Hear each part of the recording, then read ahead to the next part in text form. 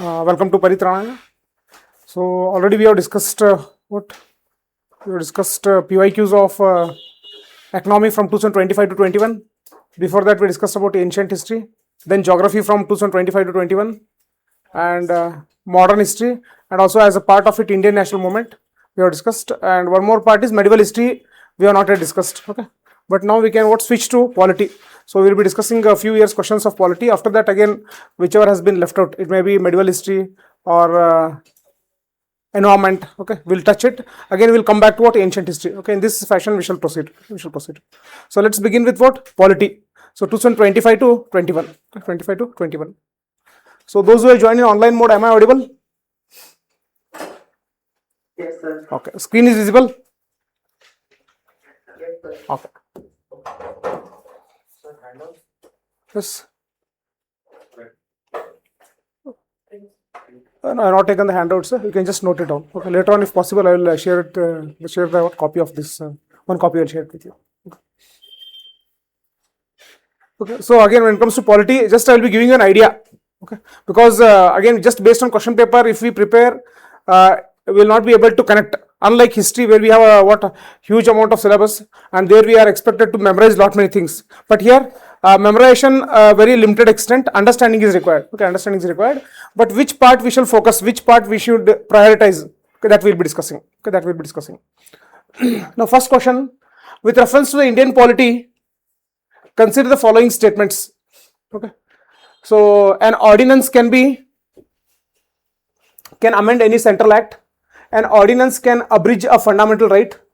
An ordinance can come into effect from a back date. Okay, back date. So already you might have gone through the answer as well. So what's the answer for this question? Okay.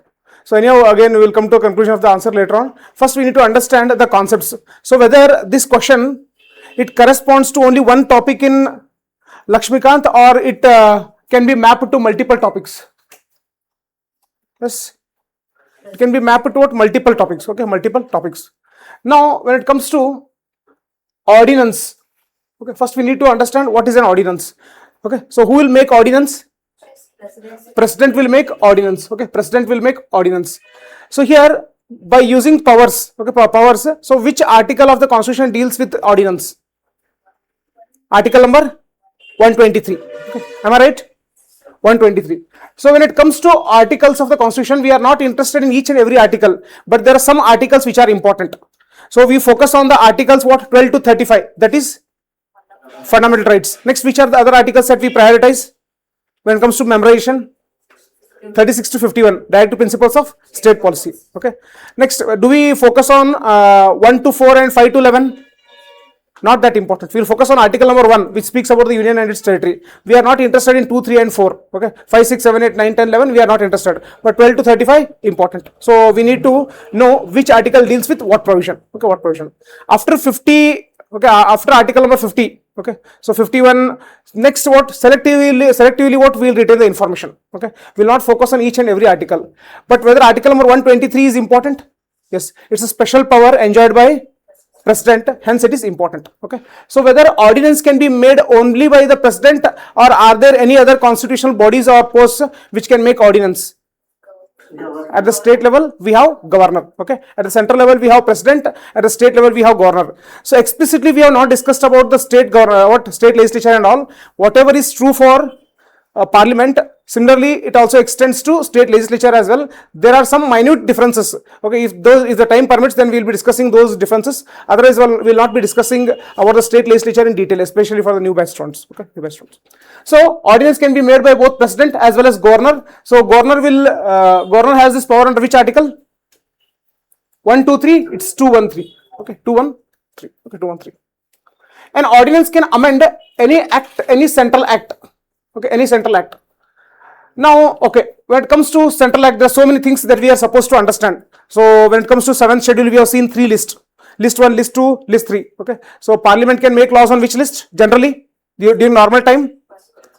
Union list and concurrent list. So normally it cannot make a law on state list subjects. Only in exceptional cases it can do. Okay, it can do. Now, when President is issuing an ordinance, so he can issue ordinance with respect to union list subject or state list subject or concurrent list subject or all the three? He can issue ordinance with respect to union list subject and concurrent list subject. He cannot issue ordinance with respect to state list subject during normal times. During emergency, during exceptional situations, he can issue ordinances, but normally he can issue ordinance only on the union list subject and concurrent list subject. Okay, concurrent list subject. Now, what is ordinance? So, when can we issue ordinance? Whether ordinance making power is a parallel power of president? Whether it's a parallel power of president? No. If it was a parallel power, then at one point, if Lok Sabha and Raj Sabha they are involved in making the law, simultaneously president can also make law. But whether that is permitted as per the constitution? No. It's not a parallel power.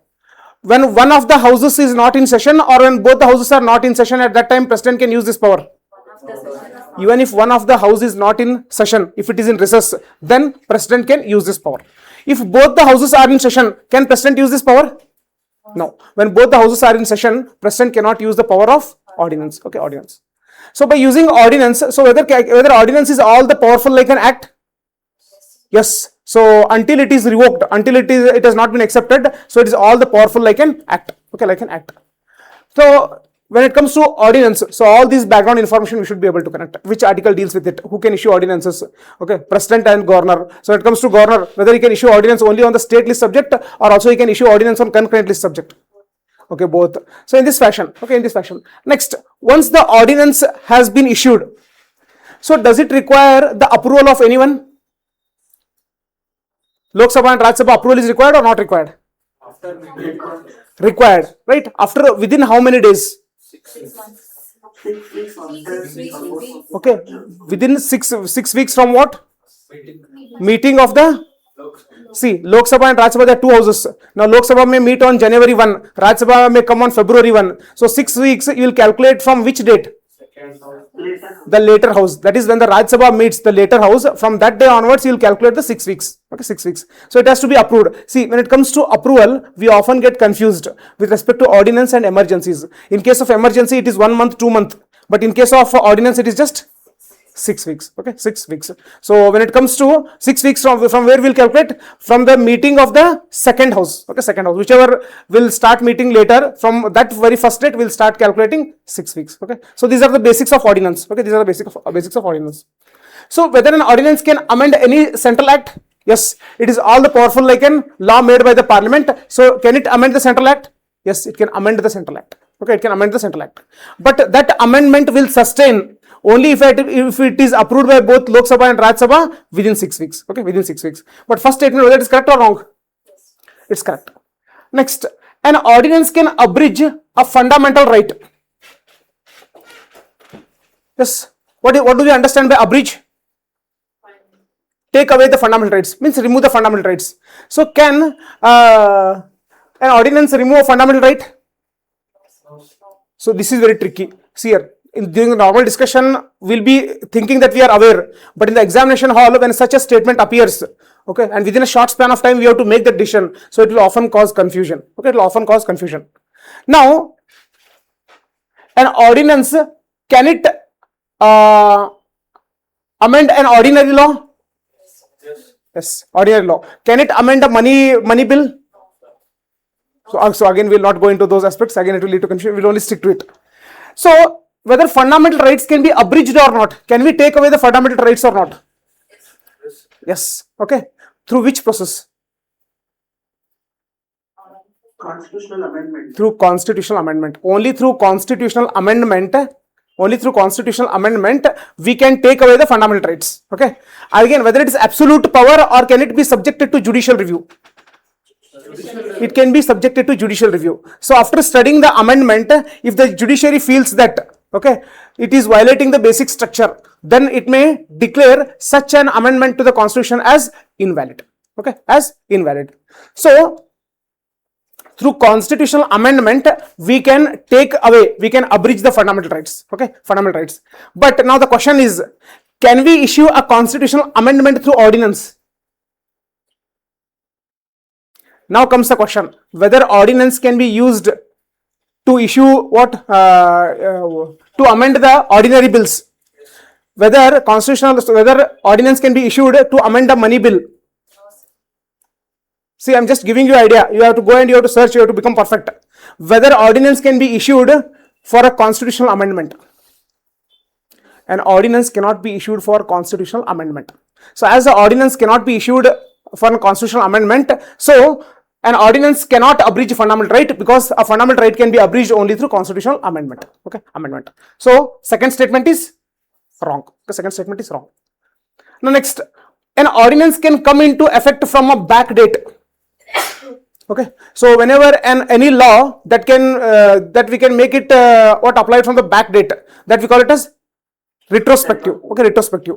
So can a law be made applicable retrospectively? Yes, in Indian context, many laws have been passed which have been made to apply retrospectively. So if laws can be made to be applied retrospectively, similarly ordinance can also be made, because ordinance and law, both of them are same. The only difference is law is made by Lok Sabha, Raj Sabha, then president will sign it. But here the first president will issue ordinance and then it will be approved by Lok Sabha and Raj Sabha. So the third statement, an ordinance can come into effect from back date. Yes. Okay, yes. And here some Supreme Court judgments and all they are quoted, but again we are not interested. In case of prelims, UPSC will never focus on Supreme Court judgments. There are so many judgments, especially in topics like fundamental rights and all. So those judgments, one or two lines you can quote in mains, but from prelims point of view, so there is no utility of what? These Supreme Court judgments. Okay, Supreme Court judgments. Even though we have discussed about Keshwanand Bharti case as well, so there has never been a question in prelims with respect to Keshwanand Bharti judgment and all. Probably they may ask because it's a very famous judgment, but generally in the prelims they will not focus on judgments. Okay, they will not focus on judgments. So here what's the answer? 1 and 1 and 3. Okay, 1 and 3. So here in this context you will revise. See, in the president topic there is a mention of ordinance, and also in the parliament topic also there is a mention of ordinance. Okay, there is a mention of ordinance. Next, when it comes to amendment, okay, fundamental rights. So here it deals with which topic? Amendment of the constitution. Now I mentioned that fundamental rights can be abridged by making a constitutional amendment. So when you are doing this constitutional amendment, there are three different types of constitutional amendments. One is constitutional amendment under article number 368. Yes. Next, other are amendments which are not considered as amendments under article number 368. Under article number 368, again there are three types. One is special majority of the Lok Sabha. Okay, simple majority, whenever you pass with simple majority, that is not considered as amendment under article number 368. Okay, third one is special majority of the Lok Sabha and Raj Sabha and consent of half of the states.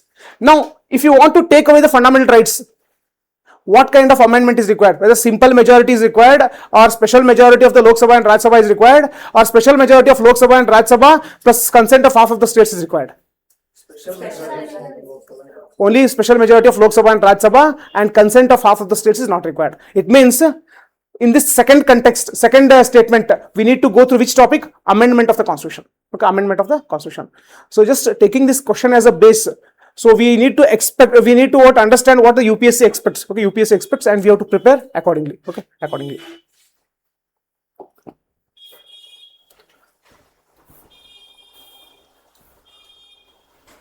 Next.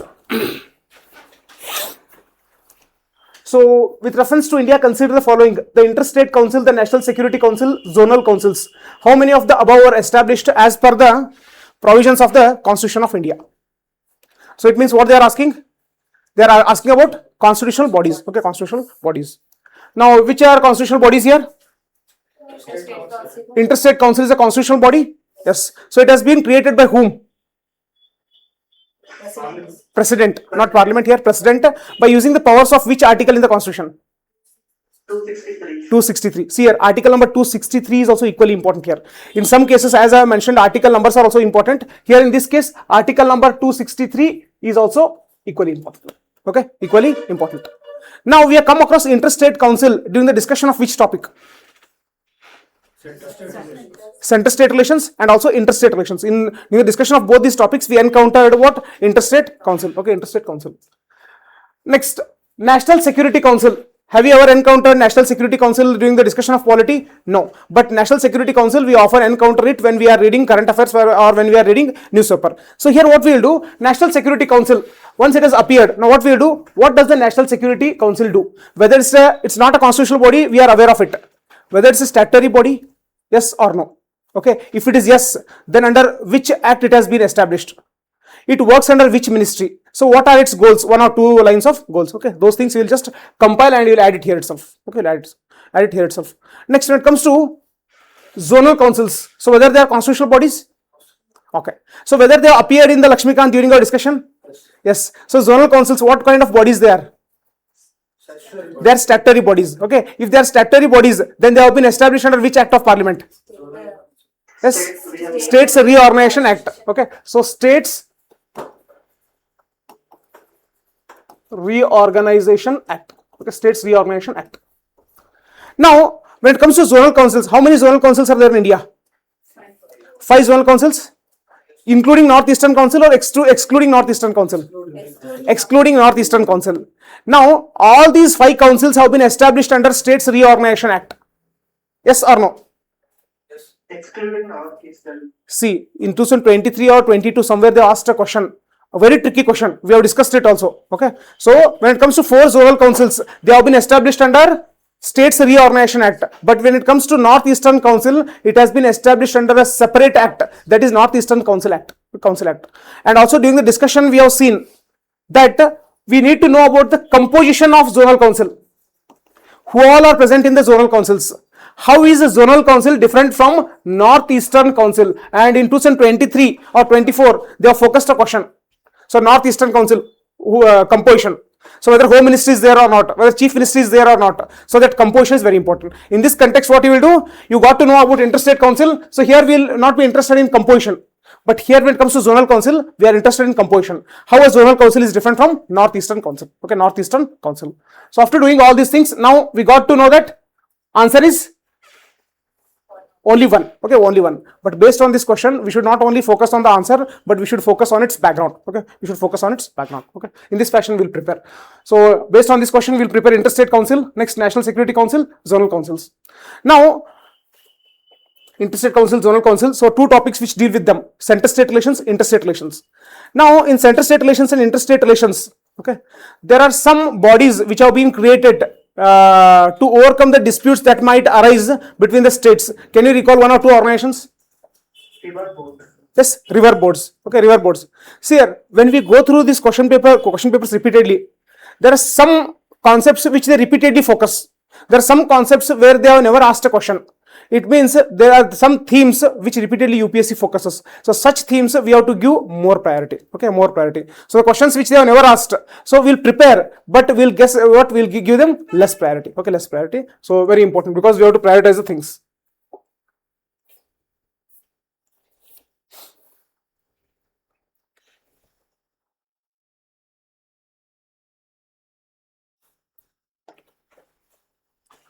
Next.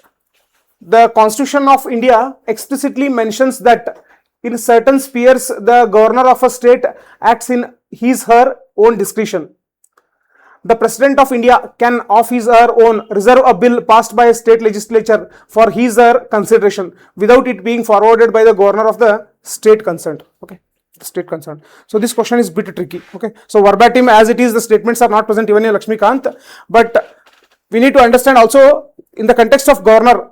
Repeatedly different what news pertaining to especially Tamil Nadu and all, they have appeared. In that context they have framed this question. Okay, they have framed this question. So the Constitution of India explicitly mentions that in certain spheres the governor of a state acts in his/her own discretion. So whether governor has any kind of discretionary powers or not? Yes, governor has some discretionary powers. So similarly, when it comes to president, whether president has any discretionary power or not? President also has discretionary power. When it comes to discretionary powers of president and governor, who has more discretionary powers? Governor has more discretionary power. President also has discretionary powers, but very less discretionary powers. Okay, very less discretionary powers. So what do we understand by discretionary powers? Independently he will take decision. So generally president or governor, they are expected to take decisions as per the aid and advice given by the Council of Ministers. To president, Council of Ministers headed by Prime Minister. To the governor, Council of Ministers headed by Chief Minister. But here when we say discretion, without their consultation, he can take independent decision. Okay, independent decision. Can you recall one example where a president can use his discretionary power? Appointment of Prime Minister. Always? When there is no majority, appointment of prime minister. Okay, this is one example. Okay, one example. Now, when it comes to governor, okay, governor. Apart from, okay, can you recall one example of a governor where he can exercise a discretionary power? Appointment of a chief minister when there is no party in is in majority. Apart from this, can you recall one other example where governor can use his discretionary power? Yes, reserving the money bill. Okay, reserving the money bill for president's consideration. Okay, president's consideration, and also during emergency provisions and all. During emergency, okay. Again, we will not complex those things. Okay, now yes, not just money bill, any bill. Okay, any bill he can reserve it for president's consideration. So when he is doing it, so he need not take the consultation of what council of ministers headed by chief minister. In case of Tamil Nadu, okay, the issue happened because there are some bills, especially in the context of education and all, in the context of NEET.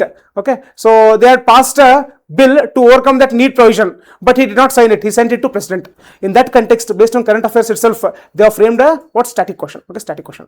Now, state legislature has passed a bill, and without governor sending to president. Okay, without the governor sending to president, can he reserve a bill passed by the state for his consideration without it being forwarded by the governor of the state concerned? Yes. It is false. Why it is false? Because see, always a governor, he is an agent of the center. Okay, governor, he will be an agent of the center. He will work as per the expectations of the center itself. Generally, okay, generally. Now, if you can recall the provisions of the constitution. If you can recall the constitution, so governor has to submit a report, okay, whether consulting the government or without consulting the government. Based on the governor's report itself, president will act. Okay, president will act. So this statement, the president of India can reserve a bill passed by state legislature for his or her consideration without it being forwarded by the governor. False. You can cross verify once. Okay, it can never happen. Yes or no? So in terms of changes to High Court or something, for two provisions, for two provisions? Okay, what you can do is, okay, after this, you can just go back. Okay, so whatever we have discussed, again, you can just go back and you should cross verify. The same we shall have a discussion in the next class. So I believe that here, the President of India reserve a bill passed by the state legislature for his consideration without it being forwarded by the governor. Without it being forwarded by the governor, okay, President cannot reserve. Cannot reserve is what I believe. But again, you just go through the content. Again, we shall have a discussion because the question is a bit tricky. Okay, tricky. Next, the Constitution of India explicitly mentions that in certain spheres, the governor of the state acts in his discretion. Yes, it is correct. So here, there are some article numbers also which speak about the discretionary powers of governor. If you want, you can just add the article number, but this article number is not important from exam point of view. Okay, article number per se is not important from exam point of view. Okay, so 1 is correct, 2 is wrong, but anyhow, you will cross verify once. Okay, you will cross verify once. So here in this context, what all things we are supposed to do? So again, only we will focus on the discretionary powers of president and discretionary powers of governor. Okay, discretionary powers of governor.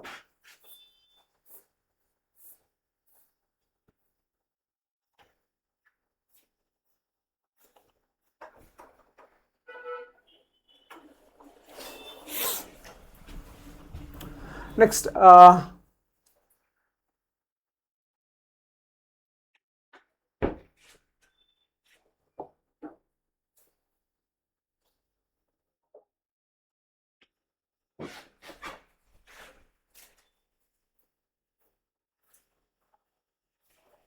okay.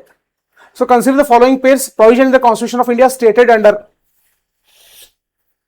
separation of judiciary from the executive in the public services of the state, the directive principles of state policy, valuing and preserving of the rich heritage of our composite culture, fundamental duties, prohibition of employment of children below the age of 14 years in factories, the fundamental rights. Okay, so this question you can easily answer. So what they have done, they have clubbed the questions of DPSP, fundamental right and fundamental duty. So what's the answer here? All three are correct. Okay, so to ensure, to what, remain confident that all three are correct, so we need to what, identify correctly. Okay, identify correctly. But how we are prepared when it comes to the first one, DPSP? When it comes to DPSP, we have prepared the entire range of articles from article number 36 to Okay, 51. Okay, 51. So article number 36 deals with definition of state. Article number 37 deals with yes. Article number 37 yes. Justiciable, non-justiciable. Article number 38 welfare of the state. There are various provisions. 39, 40 and so on. So which article deals with separation of executive from the judiciary? Article number 50. Okay, 50. So here article number is also important. In this context, what you will do? You will revise the entire directive principles of state policy from 36 to 51. Okay, 51. Next, uniform civil code is dealt by 44. Next, organization of village panchayats. 40. In this context, what you will do? First, you will memorize, you need to know the list. Then you should be able to segregate the list into Gandhian, next, socialistic and libertarian intellectual. Okay. So, promotion of educational economic interest of scheduled caste, it falls under which principle? Gandhian principle. Uniform civil code. Libertarian intellectual. So, all these things you should be able to revise. Okay. So, whether there has been any kind of amendment to the DPSP. How many amendments have taken place? 4. Okay. So 42nd amendment, which all provisions were added through to DPSP through 42nd amendment? 39A. What is 39A? Equal justice and free legal aid. Next. 51A? No. 43A. What is 43A? Participation of workers in the management of industries. Next. 48A. What is 48A? Protection of environment. Next. One more article. 39. In 39, a small element has been added. What is that? Healthy development of the children. Okay, children. So all these things you should be able to revise when you come across directive principles of state policy. Next, valuing and preserving the rich heritage of our composite culture. Fundamental duties. Okay, fundamental duties. So will you be able to recall the fundamental duty? Okay, we shall start with Shashank. First fundamental duty. Yes. Who will start? Yes, Ruxana. Okay, first I will start. To abide by the constitution. So I got easy one. To abide by the constitution and respect its ideals and institutions, the national flag and national anthem. Next.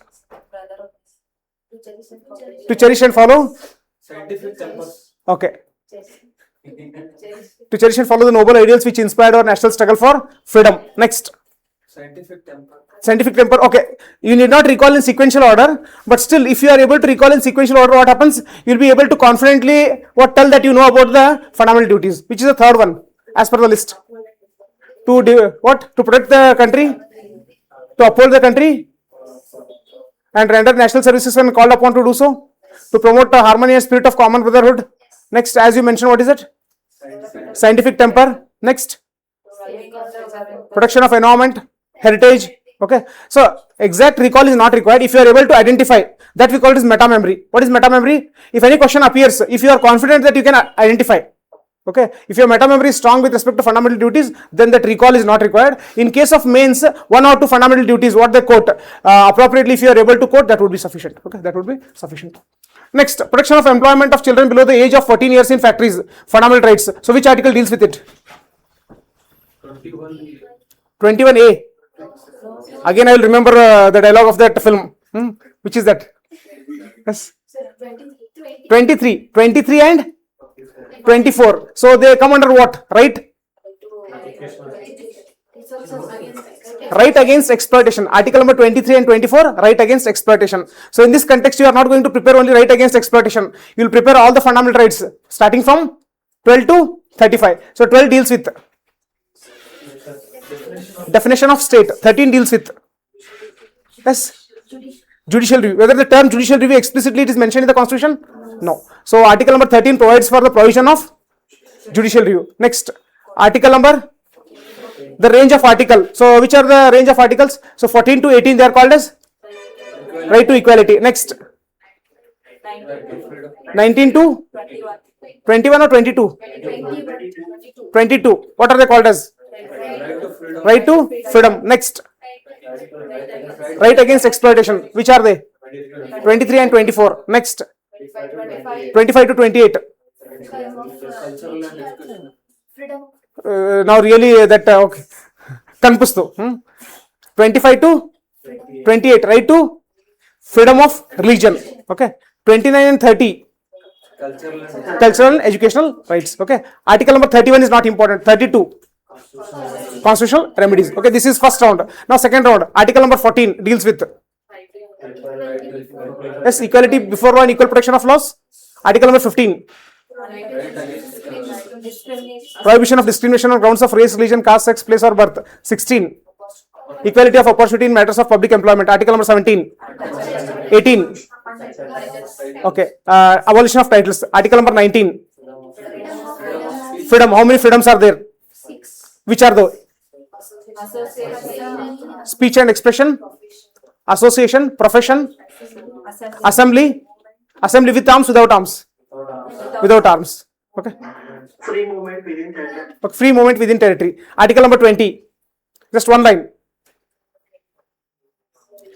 20 and 22, these two articles, they often cause confusion. Okay, so we'll focus on them. 20 and 22. Okay, so preventive detention is dealt by which article? 20 or 22?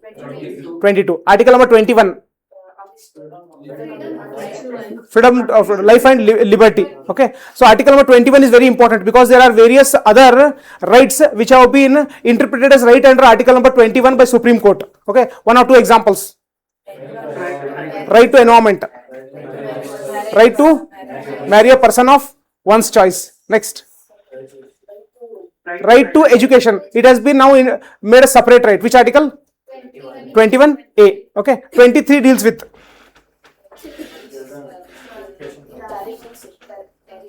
so whether this is dealt by article number 23 or 24. 20,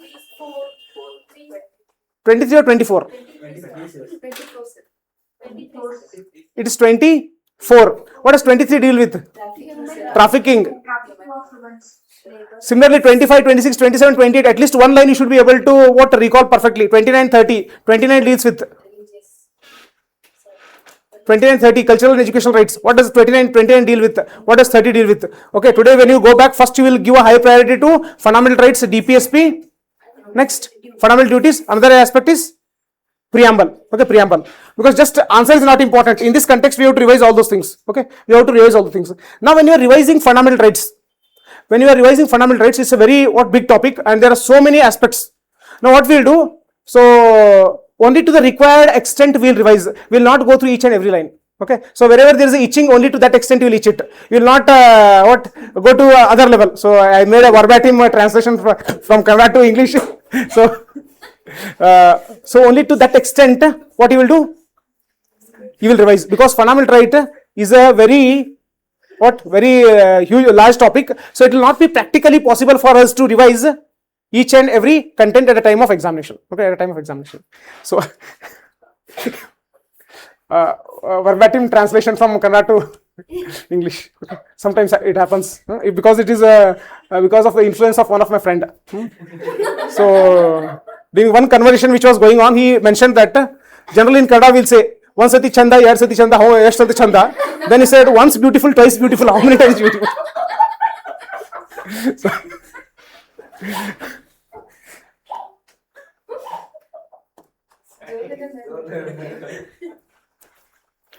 okay. So next, consider the following statements. With reference to the Constitution of India, if an area in a state is declared as scheduled area under the 5th schedule, the state government loses its executive power in such areas and local body assumes total administration. The union government can take over the total administration of such areas under certain circumstances on the recommendations of the governor. Okay, governor. So this is a bit tricky, because whatever the provisions that have been mentioned here, explicitly they do not exist in Lakshmikant, even in our discussions also. But we just will try to look into it. The state government loses its executive power in such areas and the local body assumes total administration. So first we need to know about scheduled area, 5th schedule.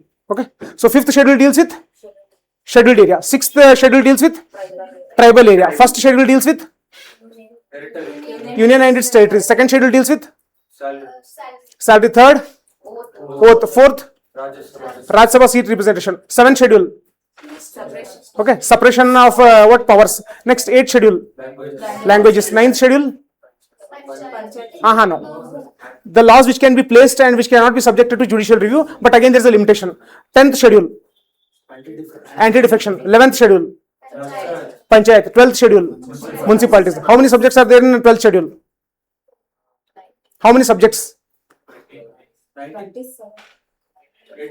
am not asking you about the subjects. I am not asking you to recall one by one. At least the number of subjects. So in 12th schedule there are 18 subjects. In 11th schedule 29 subjects. Okay, 29 subjects. Okay. Similarly, when it comes to 8th schedule, how many languages are there? 22 languages. Okay. Now coming to what 5th schedule, which deals with scheduled areas. So scheduled areas, they are present in how many states? 10 states. 10 states. So which are those states? Now you will be stuck. Okay. Now from this point we have to begin. Which are the states where we have scheduled areas? Okay. Where we have scheduled areas. So scheduled areas related topic we have to revise. Okay. We have to revise. Now who can declare an area as a scheduled area? President or governor? President. So in all the state it is president itself? Exception 3. Yes. Scheduled area, wherever it is, president has the power to declare an area as a scheduled area. When it comes to tribal area, who has the power? In all the places it is governor or there is an exception? Exception. In one place, in one state, who can declare an area as a tribal area? Assam. Who can declare? Governor. In all the other states? So in case of tribal areas, how many states have tribal areas? Which are they? Assam, Meghalaya, Tripura, Mizoram. In these 4 states, who has the power to declare as an area as a tribal area? President or governor? Governor. But there is an exception. In one state, it is president who can declare. Yes. So see, there is lack of clarity. What you will do? You will go and you will prepare 5th and 6th schedule. At least basic. Who has the power to declare an area as a scheduled area? Who has the power to declare an area as a tribal area? Okay, tribal area. So once it has been declared, okay, once an area has been declared as a scheduled area, okay. Now, who can exercise power over it? Central government or state government? State government itself. But state government in normal situations, for example, let's assume there are 2 places here. One is Bagalkot, another one is what? Bijapur. So let's assume Bijapur is a scheduled area, Bagalkot is not a scheduled area. So state government's administration extends to Bagalkot or also Bijapur as well. Both. But in one of these cases, state government has to listen to the directions of the central government. Which case? For Bijapur, because Bijapur is a scheduled area. So in this case, state government will work there, but as per the directions of central government. Here also state government will work, but not as per the central government directions. It will work independently. Okay, it will work independently. Now coming to the first statement, the state government loses its executive power. Okay. Now, if you go to scheduled area, it has been clearly mentioned. The executive power of the state government extends to the scheduled area. The executive power of the state government extends to the scheduled area, but it has to listen to the directions of the central government. So here the statement is, the state government loses its executive power. Extreme, false. And local body assumes total administration. If this was the case, then while going through the scheduled area topic, we would have come across this point. So nowhere we have come across a point that the local body will become all the powerful. No, the executive power of state government extends to scheduled area, and in this context, it has to listen to the directions given by the central government. Okay, central government. Next, the union government can take over the total administration of such areas under certain circumstances on the recommendations of the governor. So this option is a bit tricky. Now, certain 5th schedule. Okay. So the union government can take over the total administration of such areas. Nowhere we have seen. Okay, nowhere we have seen. So generally, see, there will be no problem because state government will be working as per the direction of the center itself. Then why will the central government take that scheduled area under its control? So in one case it can take. In which case? When the state government is not listening to the words of central government. So that phenomena, what do we call it as? Failure of constitutional machinery. That phenomena we call it as failure of constitutional machinery. So whenever the constitutional machinery has failed, so center can impose what? Yes, president's rule. Okay, president's rule. Now, under president's rule, the union government can take over the total administration of such areas. No, under president's rule, the entire state will come under the administration of center. It is not particularly what? Scheduled areas. And also here they explicitly mentioned under the 5th schedule. So this president's rule type of what concept, they come under emergency. not under fifth schedule. Okay, fifth schedule. So hence the second statement, the union government can take over the total administration of such areas, it is false. Okay, it's false. If this was the case, then they would have explicitly mentioned, because during the discussion of the scheduled area topic from Lakshmikant, we have not encountered this point. Okay, we have not encountered this point. So whatever the extent may be, the state government itself will work in the scheduled areas as per the directions of the central government. Okay, central government. And supposedly, if the state government does not listen to the central government, then in such cases, what emergency can be imposed? That is, precedence rule can be imposed, but not by using the provisions of fifth schedule, by using the provisions of emergency. So in this case, second one is wrong, I guess. But anyhow, I'll urge you to cross verify once. Okay, I'll urge you to cross verify once. So here, first one is wrong, second one is this is also wrong. So answer is neither one nor two. But anyhow, I'll urge you to cross verify once the second statement. Okay, cross verify through some other sources. If there is a if there is a different answer, then we shall have a discussion in the next class.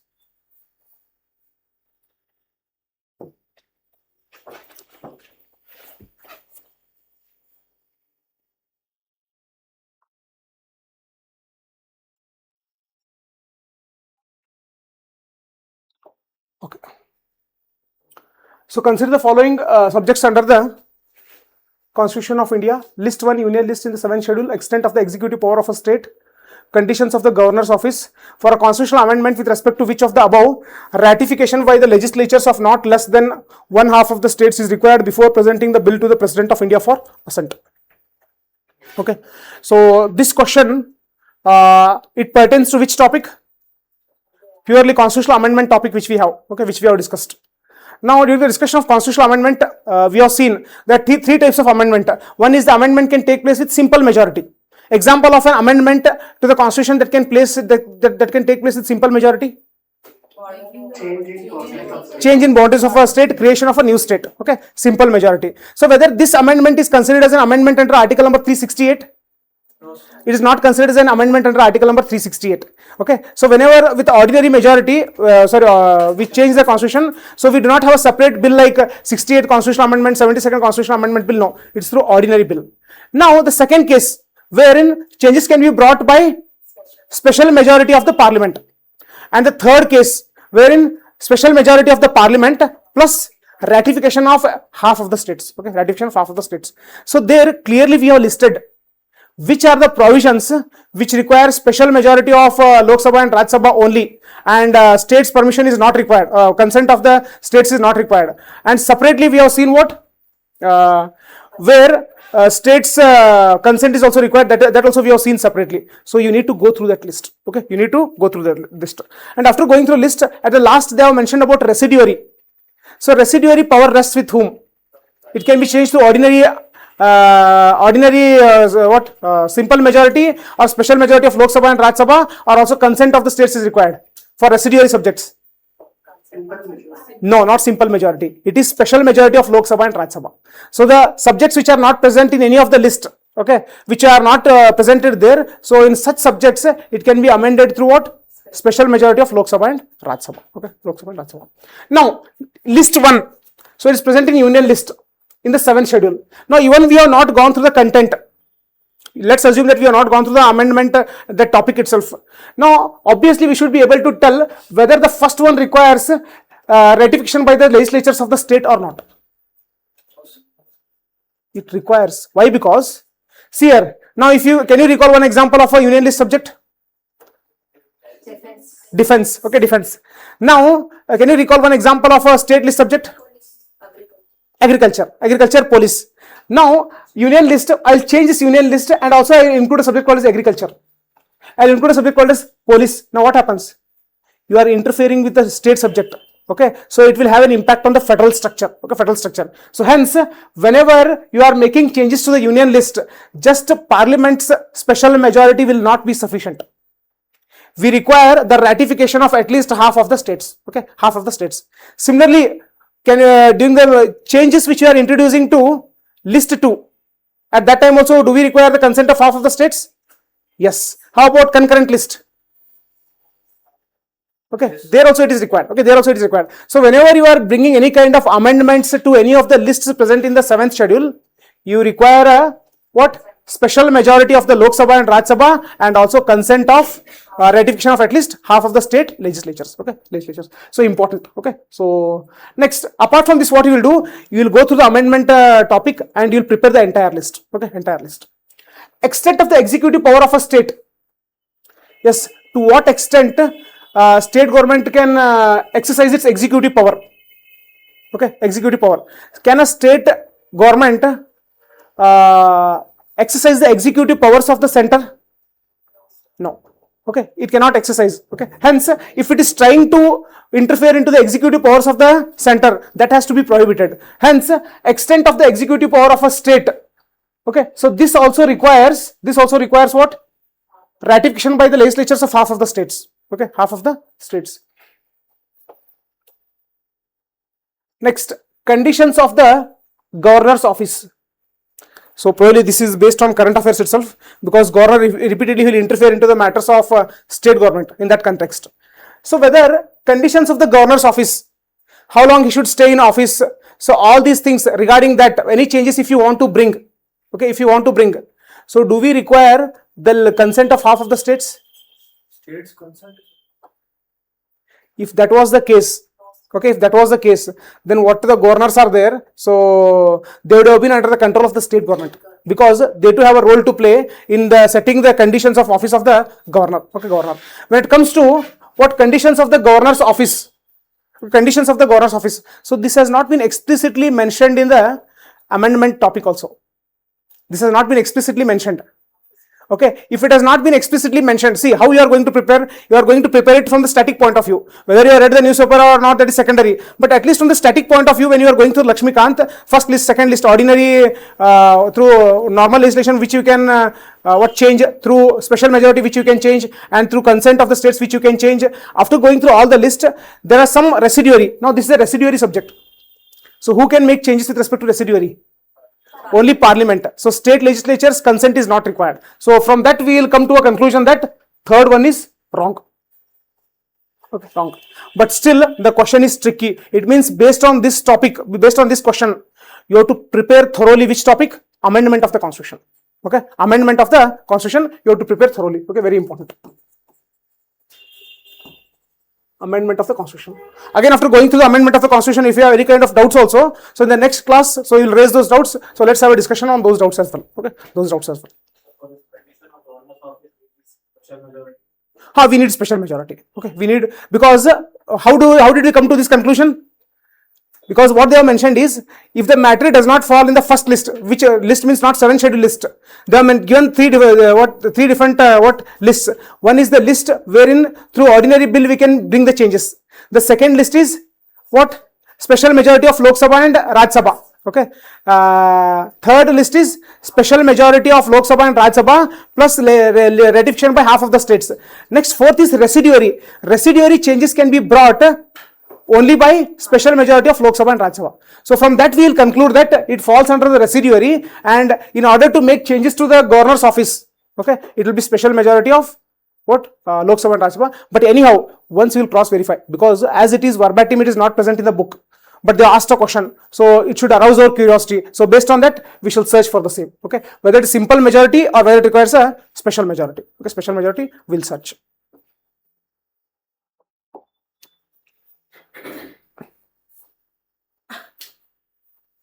So once the exam is over, all the questions appear easy, because later on we'll get so many sources. But in the examination hall, tackling these questions is not easy. Okay, so even though many claim that in which subject, if you are confident, if I generally ask a question, the first subject that they will quote is polity. But after the examination, many times what I have witnessed is, so many mistakes they will do in polity itself. Okay, so that should not happen. So the cost benefit ratio of polity is very high. Okay, so the amount of effort that you invest, so it will also give you good dividends, good yields also. But for that, you will go through the content, and also at the same time you will go through the question paper, and you will understand the exam's demand. So what is that pinpointed information that they are expecting? Okay, so if we miss that information and if we read all the other pages also, it's of no use. So you have to go through the content, and also you have to go through the previous year question papers repeatedly. Okay, repeatedly.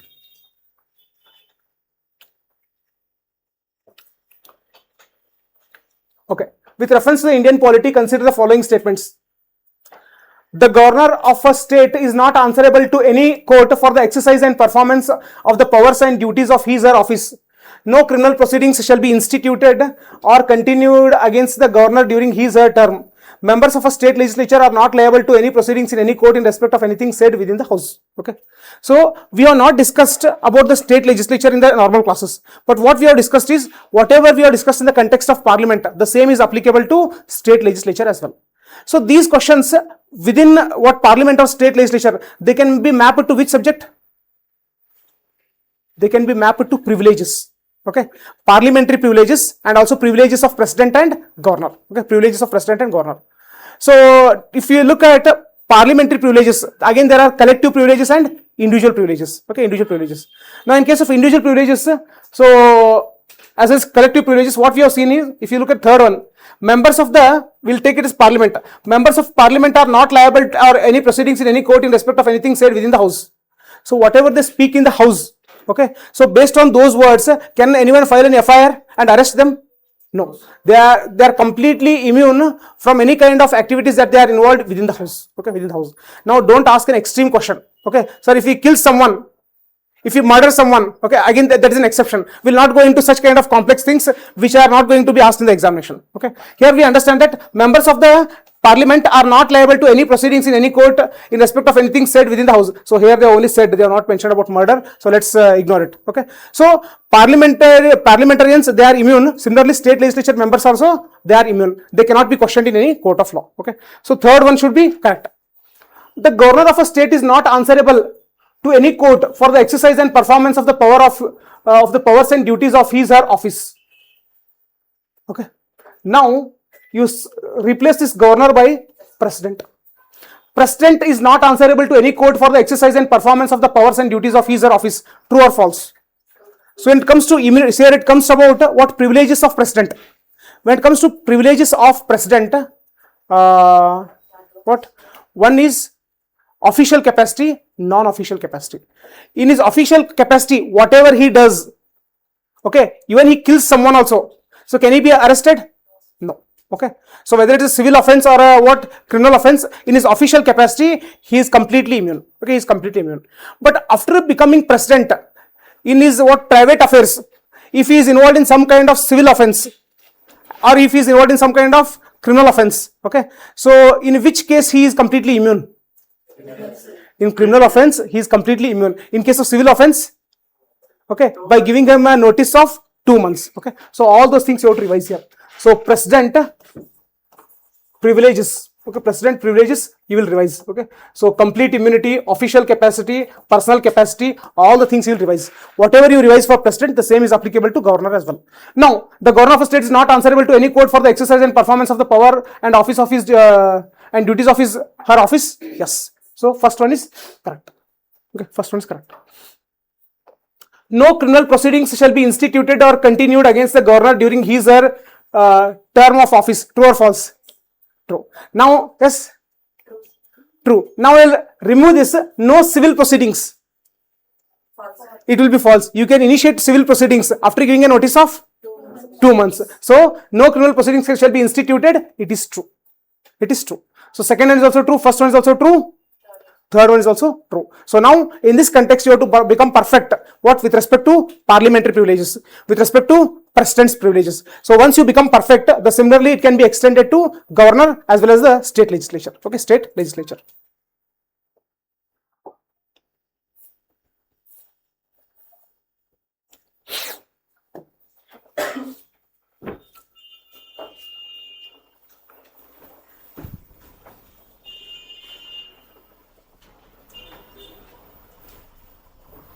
Okay. So next, consider the following statements with regard to pardoning power of the President of India. So the exercise of this power by the President can be subjected to limited judicial review.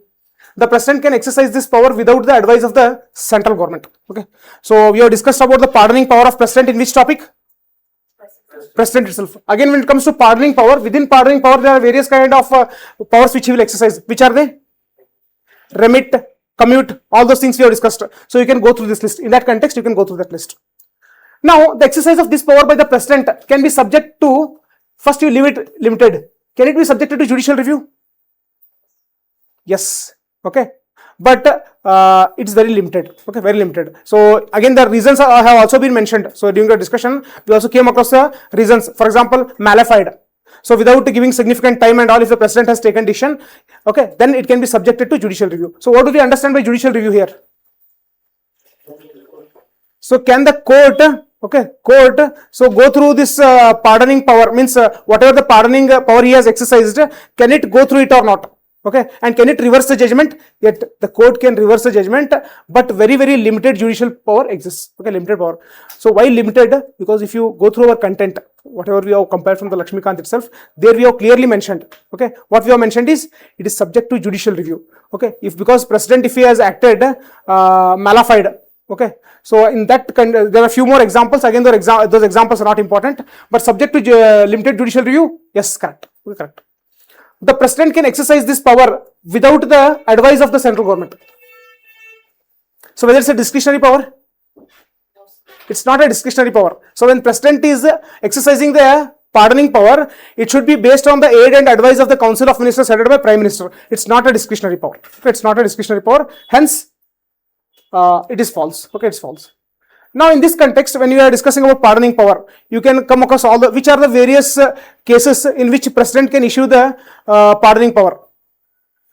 In case of court martial, so whether president has an exclusive power or also governor enjoys a similar kind of power.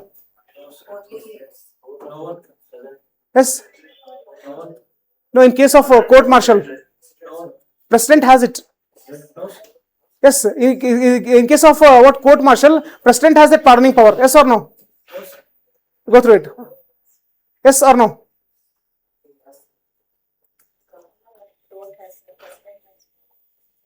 Next, when it comes to death sentence, okay, when it comes to death sentence, who has the power to pardon? Okay, so again there are within pardon what there are sub powers. So whether governor can remit the death sentence, can he reduce the sentence? Yes, but president, what he can see, you are completely immune, you can go back to home. Okay, so again there are special cases. One is death sentence, another one is court martial, the third one is when the crime is against the subjects of the union list. Okay, union list. So see here that clarity. Now where we are getting stuck, we will become perfect with it, because next year if a similar theme based question appears, then we should be ready. Now next year what they can do, they can go to the next level, which are the various pardoning powers. Okay, so what is the difference between remit and commute? So all those things we need to know. So you will go through the pardoning powers of president. Okay, president.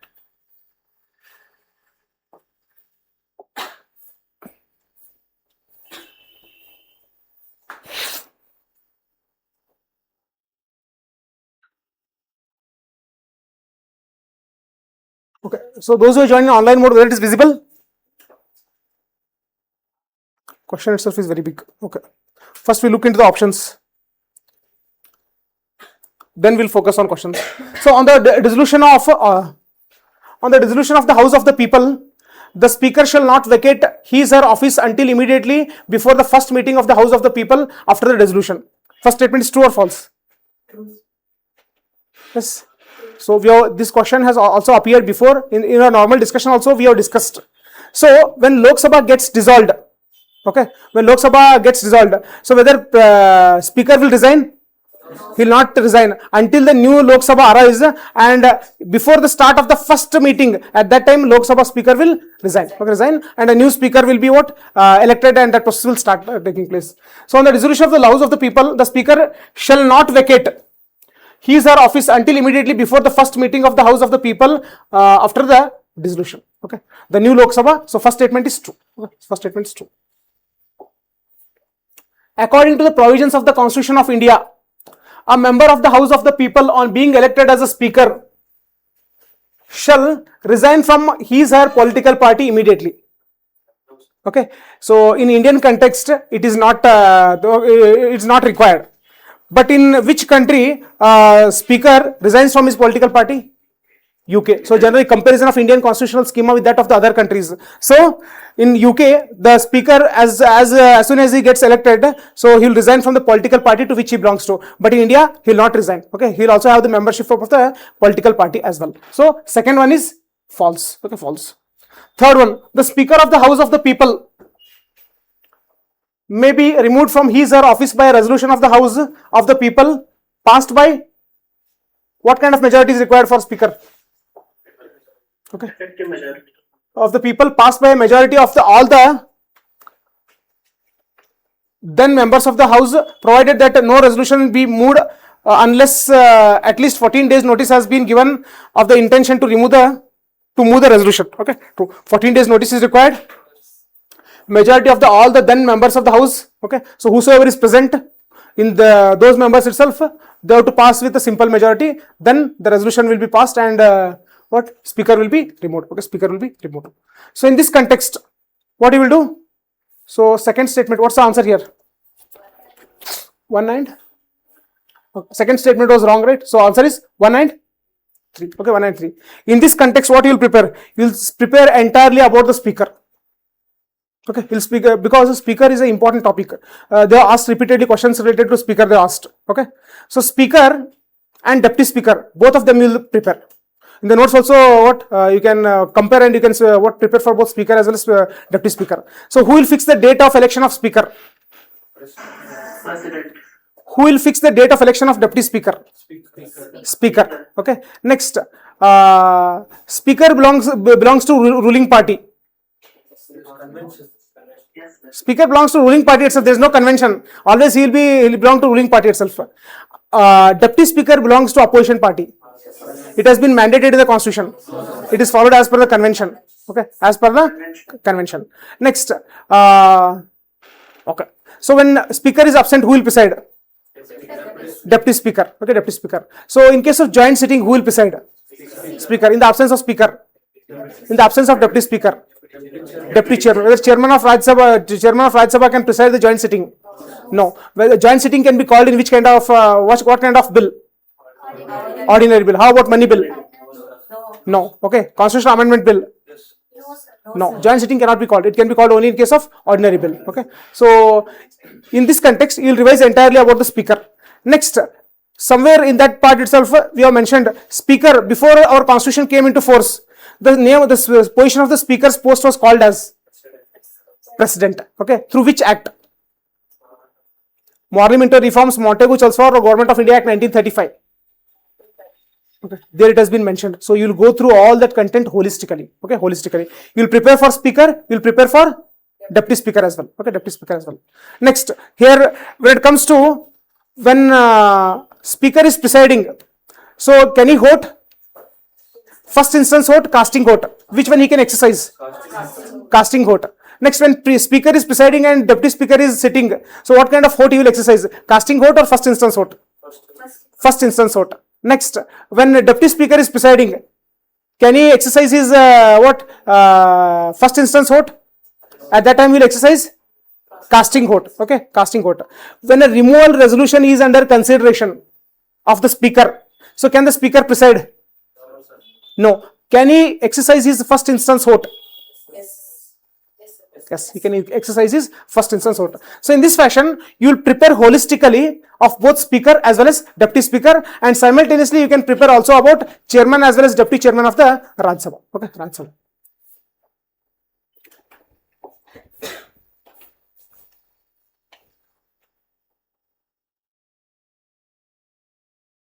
Okay, so consider the following statements. So in India, state governments have no power for making rules for grant of concessions in respect of extraction of minor minerals, even though such minerals are located in their territories. So already we have seen, not purely Lakshmikant based, okay, but governance and application based. So we should be able to answer this question. And if you compare, if you look at the previous year questions, so there have been questions repeatedly on major minerals and minor minerals, okay, minor minerals. So in the recent discussion, we have seen who has the power to declare a mineral as a minor mineral. Central government has the power to declare a mineral as a minor mineral. Now, who can give leases and all with respect to minor minerals? State government. So here, in India, state governments have no power for making rules for grant of concession in respect of extraction of minor minerals, even though such minerals are located in their territories. True or false? False. Once a mineral has been declared as a minor mineral, it means center has given the power to the state. Now state can make rules and regulations for its extraction, for its leasing, everything. Okay. So hence first statement is wrong. Now if I make a statement like this, in India state governments have no power for making rules for grant a concession in respect of the extraction of major minerals. True or false? If minor minerals is replaced by major minerals, what happens? This statement will become correct. Okay. True. Next, statement 2. So in India, the central government has the power to notify minor minerals under the relevant law. Who will notify? State government will notify or central government will notify? Central government. Under which law? Mines and Minerals Act. Okay, Mines and Minerals Act. So we'll just go Mines and Minerals Act. Okay, Act. So what is the answer here? Both statements 1 and 2. One is incorrect, one is not correct, but statement 2 is correct. So answer is D. Okay, answer is D. Now this question, where we can classify it, whether under polity or any other subject. Okay, it can be what broadly classified under polity itself, because it comes under what power distribution. Okay, power distribution. In this context, what you will do is whatever the list we have prepared, major minerals and minor minerals. So you'll write the list once again. At least you will make a list of major minerals, because the geography related things also which are important, you can revise it from multiple perspectives. So you just list by the side of that question itself, so that it will be easier at the time of revision. Okay, at the time of revision.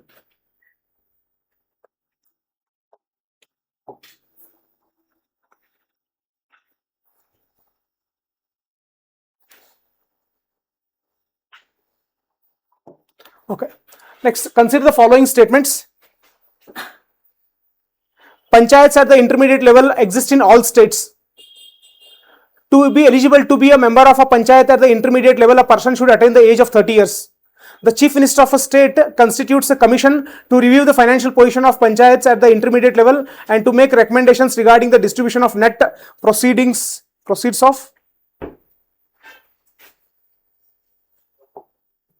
of taxes and the duties leviable by the state between the state and the panchayats at the intermediate level. So now this question, it pertains to which topic? Panchayat Raj system. So as I always mentioned, so panchayat and municipality, both of them are important. Yes or no? Which one enjoys a higher priority? Panchayats. Municipality, will you go through the content? So I'll urge you at the end moment, you need not go through the topic called as municipality. Even if you are going, you'll just scroll through it. You will not go through each and every line. But when it comes to panchayat, you will go through each and every line. Okay, each and every line. So which schedule deals with panchayat Raj system? 11th schedule, right? So we already discussed about the panchayat. It's a 3-tier system. Okay, panchayat at village level, panchayat at district level, panchayat at intermediate level. Okay, generally the village level we call it as village panchayat. Next district we call it as district panchayat. Intermediate generally we call it as taluk panchayat. So during our discussion we have seen that village panchayat, it is required, compulsory. Yes. How about district panchayat? Compulsory. How about intermediate panchayat? It may not be constituted in few states. In which states? There is a population related criteria. What is it, population related criteria? If the population is less than, yes, I think somewhere 10 or 20 lakh, in terms of lakhs they have mentioned. Okay, you can just verify it. I am not sure, because exact figure I am not aware, I am unable to recall. So 10 or 20 lakhs, some figures they have mentioned. Yes, 20 lakhs. Okay, if it is less than 20 lakhs, then a state may not constitute an intermediate panchayat. It may not constitute a what? Taluk panchayat. Now the first statement, panchayats at the intermediate level exist in all states. True or false? False. Okay, so there may be some states. See, out of curiosity, what you will do, you'll just search the states where the population is less than 20 lakh and they are not constituted intermediate panchayat. Out of curiosity, what you can do, you can go and make a list of such states. You can make a list of such states. Okay, such states. Next. To be eligible to be a member of the panchayat at the intermediate level, a person should attain the age of 30 years. So what is the age criteria required to contest in the panchayat elections? Yes, it is 21. Okay, it's 21. In case of Lok Sabha member? 25. Raj Sabha? 30. To become President of India? Vice President of India? Same as 35? Okay. See, wherever you are getting confused, you focus on those values. Now you are very much sure about president, but you are not sure about vice president. Okay. So you are sure about Lok Sabha member, Raj Sabha member. How about members of Legislative Assembly? What is the age criteria required? 25. Okay. Legislative Council? 30. Okay, 30. Now to become a member of Panchayat, it is 21. Okay, it is 21. Now you will go through the entire Panchayat Raj topic. Okay, entire Panchayat Raj topic. So in Panchayat Raj topic, we have seen what? Voluntary provisions, compulsory provisions. Okay. So whether reservation for women is a compulsory provision or voluntary provision? Reservation for scheduled caste and scheduled tribe, compulsory provision or voluntary provision? Reservation for OBC, whether the provision exists or not? Exists, but it's a voluntary provision. Okay, voluntary provision. Like so many other things we have discussed. Election. So in case of Lok Sabha and all, if in between, if the Lok Sabha is dissolved and if we go for fresh election, the newly constituted Lok Sabha will continue for how many days? For full 5 years. But in case of panchayats, the newly constituted panchayat, in between, if it has been dissolved, what will be its period? Remainder period. So all these things, based on these questions, you will revise Panchayat Raj system. Okay, Panchayat Raj system. So second statement, true or false? It is also false. Huh? First is also false. Second is also okay. Next, the Chief Minister of a state constitutes a commission to review the financial position of the panchayats at the intermediate levels and to make recommendations regarding the distribution of net proceeds of taxes and duties leviable by the state between the state and the panchayats at the intermediate level. Okay. So who will constitute a commission? We have discussed about it. Who will constitute a commission? Chief Minister. So in none of the cases it will be entities like Chief Minister or Prime Minister. It will be what? Governor or President. So who will create a commission? Yes. State Finance Commission. Okay. So here it is Governor. Okay. So Governor constitutes a commission to review the financial position of the panchayats at the intermediate levels and to make recommendations regarding the distribution of net proceeds. So which commission they are speaking about? They are speaking about the State Finance Commission. Okay. So State Finance Commission, it comes under article number 280. Yes or no? Finance Commission, article number 280. True or false? It is Centre's Finance Commission. When it comes to State's Finance Commission, it is dealt by that Panchayat Raj, whatever the provisions are there, from there. So which are the range of articles which deal with Panchayat Raj system? 243 to 243? Oh, okay. Oh. So what does A say? What does B say? Again, not important. Okay, not important. So here, what's the answer? 1 is also not correct. 3 is also not correct. Okay, here see, very important. The examination, no? The last, if you have not observed this, then it will, sometimes what you can end up marking a wrong choice. Because here, we are looking into this aspect because we got to know that all the three are false. But sometimes the examination, one will be correct, one will be false. How many of the above are not correct? Then your answer, in urgency, you might mark some other choice. So that should not happen. So in this case, what is the answer? All three. Which of the statements given above are not correct? See here, we have discussed around close to, how many questions we have discussed? 11 questions we have discussed. In none of the previous 10 questions, they had framed such an option. How many of the above are not correct? Okay. Here first time we have encountered. So many a times what happens? So these questions if you have not gone through this term, then sometimes we may end up marking a wrong choice. Okay, wrong choice. But anyhow, in this context, what you will do? You will prepare the entire Panchayat Raj system. Okay, entire Panchayat Raj system.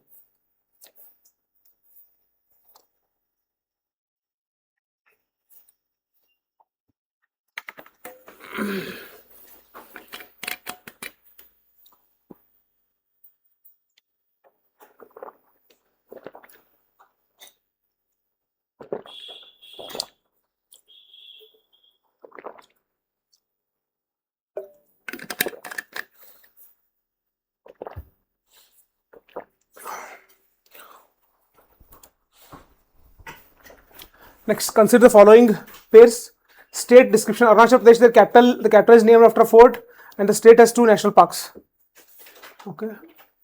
Nagaland, the state came into existence on the basis of a Constitutional Amendment Act. Tripura, initially a Part C state, it became a centrally administered territory with the reorganization of the states in 1956 and attained the status of a full-fledged state. Okay. Now see, second and third option we can try with the help of Lakshmikant. At least we can make an attempt. But when it comes to first one, Arunachal Pradesh, the capital is named after a fort. Okay, so now see, after once the question is over, then we can search through the internet and we can come across it. Whether it's right or wrong, we don't know. The state has 2 national parks. So this information also, based on our strategy, we can come to a conclusion. How many national parks are there in Arunachal Pradesh? 3. Which are they? Namadapa, Pakke, Kamalang. Whether they are tiger reserves or also national parks? They are asked about national parks. Yes? 2 national parks are there. See, this will cause confusion because in Arunachal Pradesh, the same entity can be also called as national parks. Okay, sometimes it will cause confusion. So I am not sure in Arunachal Pradesh whether there are 2 national parks or what. I am not sure. Just verify. Namdapa and Mauling. See here. Okay. To address such kind of questions, now what we have to know? We need to know whether they are national park or tiger reserve. But see, this will be a very difficult strategy. We will not do that exercise. Okay, we will not do that exercise. Otherwise, it will lead to confusion. Okay, it will lead to confusion. So, okay. Now, based on this question, we got to know that it has 2 national parks. The capital is named after a fort. Whether it's true? It is named after a fort? Not sure. Just check it once. Whether the Arunachal Pradesh, which is the capital of Arunachal Pradesh? Itanagar. Okay. Itanagar, whether it is named after any fort, just check it once. It's named after a fort. Okay. Now, if you look at the options also, no. Okay. Only 1, only 2. It's not like elimination. 1 you will eliminate and you will arrive at answer. Now, you will not run behind these such questions. See, you have prepared so much of polity, historical background, making of the constitution, parliament, Supreme Court, High Court, okay, parliamentary system, center-state relations, interstate relations, all these things you have discussed. Some kind of confidence has been built in you. Now, but just by looking at one question, you should not break your confidence. Okay, such questions are going to appear. Now, if there is an elimination kind of thing, if you eliminate 1 and you will arrive at answer, that would have been fine. But now, how the options have been framed? Only 1, only 2, all 3, none. So now we can answer this question, but in the examination it will be very difficult. So what you will do, if you are not aware, you will just skip this question. Okay, you will skip this question. But based on the second and third options, you can build a strategy for the next year, not based on first option. Because for every state, see, what you will do now? Arunachal Pradesh, capital is named after a fort. How about Bengaluru? Named after what? How about Nagaland's capital? How about what Manipur's capital? So if you start doing this exercise, then it will be what endless exercise. We will not do that. Okay, we will not do that. Just based on this question, we will retain the content, but we are not going to do an exploration exercise. Probably this question might have appeared as part of current affairs. Somewhere someone might have mentioned in the newspaper and we might have not gone through it. But we are not going to do that exploration exercise for the first option. We leave it. Okay, we leave it. But second one is important. Nagaland, the state came into existence on the basis of a Constitutional Amendment Act.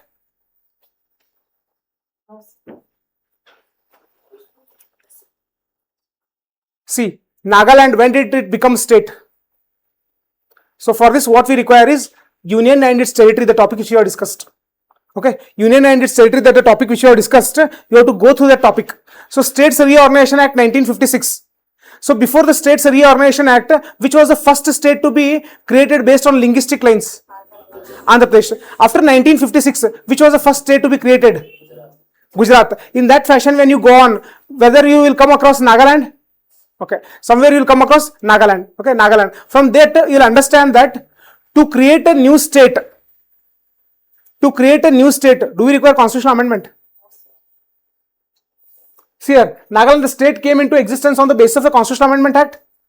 No, it does not require a Constitutional Amendment Act. See here, creation of a new state, is it considered as a constitutional amendment under Article number 368? No. If it is considered as an amendment under Article number 368, then we require a Constitutional Amendment Act. When Gujarat was created in 1961, it was not through special majority of Lok Sabha and Rajya Sabha. It was through simple majority. Okay, simple majority. So similarly to create Nagaland also, there will be no special majority required. So hence, second statement is wrong. Okay, wrong. Next, Tripura, initially a Part C state, it became a centrally administered territory with the reorganization of the states in 1956 and later attained the full-fledged state. See here, what you can do here is, out of curiosity, among the states which were initially union territories and later they were elevated to the status of states. So can you make a list? So Goa, whether initially it was a union territory, later it became a state. Okay. Similarly, I am not able to recall Tripura, whether initially it was a union territory and later it became state. It became state. Then what you will do, along with Tripura, you will make a list of entities in India. Initially they were union territories. Later on they became states. See here, even in this question also, they are not focused on absolute years. 1961, 71, 77. So again, when you are going through that content also, that absolute years are not important. Now what you will focus? Which were the union territories? Later they were elevated to the status of a state. Okay, state. So if you make that list, probably if the same theme continues in the next year, then at least for the second and third option, you'll come to know. So how about third option? It is true. Initially part C, okay, we don't know initially whether it is part of part C state or not. So initially the constitution had how many parts? Four parts. See here, this kind of question, this is the first time they are asking. Okay, part A, part B, part C, part D related, first time they are asking. Now based on this, what we will do, just at the superficial level, we'll go to the topic union and its territories. So which one, what were part C states, what were part A, what were part B, what were part D at the superficial level, because we don't know whether this question will continue or not. Such kind of theme, but as it has already appeared, we'll just go through that content. Okay, go through that content. But even after going through the content also, you will not be able to answer this question confidently because of the first option. Okay, because of the first option. So at the end moment, generally I'll mention, you will not explore extra sources. Even if some questions they go wrong, yes, obviously they'll go wrong. Okay, so not only in polity, in other subjects as well, the subjects which you claim you are very much confident, even in such subjects also you are going to lose some questions. Okay, but just with the intention of not missing even one single question, if you start that exploratory behavior, then the list will become what? Endless. Okay, and it will also create a lot of pressure. Okay, lot of pressure. So altogether, even if you ignore this question also, it is okay. Okay, it is okay. So what is the official answer for this? Just search it. All three. 25 questions.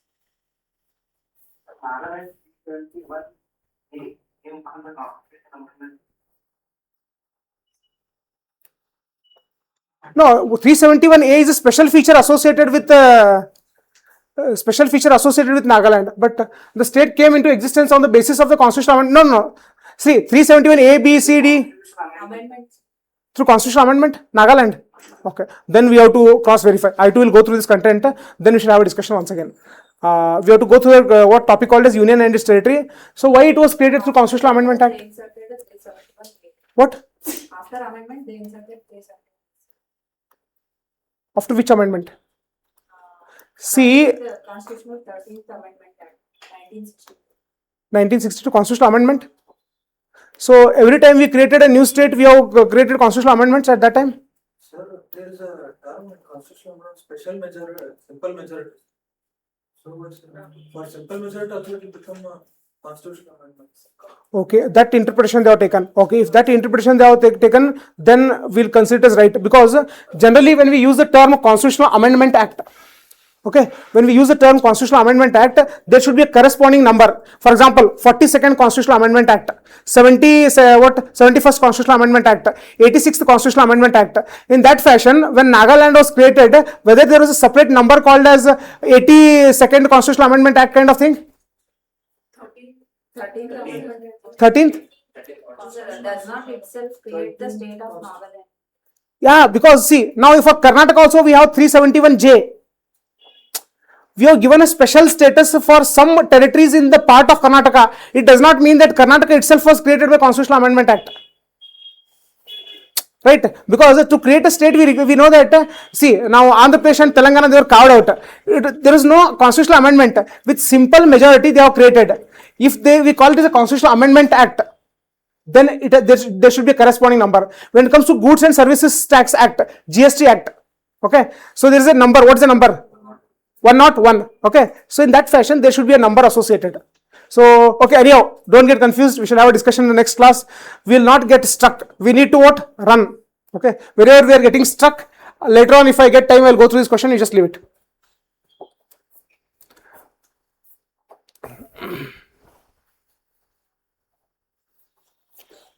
Okay, now I think 2025 questions are over. So next, it is 2026. 24. Okay, 2024. Okay. So what we'll do, we'll stop here itself. Okay, we'll stop here itself. So whatever we have discussed, okay, whatever we have discussed, so you'll go through each and every topic. Again, you'll go through this question paper. Okay, I'll be sharing the question paper with you. So you'll just go through the question paper repeatedly. You just focus on the UPSC's perspective, what they are expecting, and just don't waste your time on the last question. Okay, Arunachal Pradesh capital is Itanagar. Nagaland capital? Yes. Kohima. Next, Manipur, Mizoram, Aizawl. Next, Tripura, Meghalaya, Assam, Dispur. Chhattisgarh, Raipur. Gujarat, Gandhinagar. See here, there are totally 28 states, and we have what? Capitals. Similarly, we have what? 8 to 9 union territories, we have capitals. So for each and every capital, what is speciality about it? Whether it is named about what on the basis of animal or a fort, okay, or a king, all these things, if you go on making a list, it's not possible. Probably somewhere someone might have mentioned about this aspect in a newspaper article or in some of the magazines or the question paper. The person who has set, probably on that day he might have quarreled in the home, okay, and he wanted to trouble the aspirants. So there are so many dimensions. So because of that one aspect, you will not waste your time there. Okay, you'll just move to the next question. Okay, next question. So we'll conclude our today's discussion. We shall resume back in next class.